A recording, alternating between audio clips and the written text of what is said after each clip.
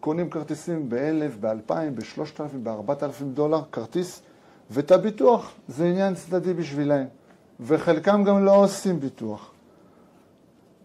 אממה, קרי מקרה, שנה האחרונה, בשנת סוף 24, חבר טוב יוצא איתי למסע אופנועים בטורקיה. אנחנו יוצאים למסע טיול אופנועים, נוסעים, מן הסתם נוסעים 160, 170 קמ"ש, הוא עוקף אותי, אנחנו מגיעים לצומת, אני טיפה מעט, מן הסתם אישה, ילדים, החשיבה אחרת, הוא יוצא קדימה, יוצא אותו מעצור.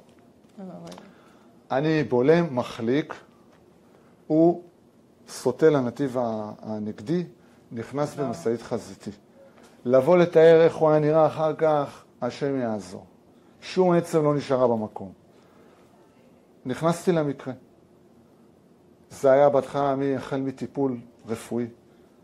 כאשר התחלתי לבדוק את הנושא מיידי מהיר מאוד, כי אני בנושא הביטוח, הוא היה בלי ביטוח. ולכן הייתי צריך מהר מאוד לפעול לכל מיני ארגונים ולדאוג לו להטסה רפואית, ותוך 6 ימים אחרי 12 ניתוחים, בתוך 6 ימים, הצבנו אותו רפואית, הבאנו הטסה רפואית והצלחנו להחזיר אותו לארץ, ברוך השם בריא ושלם.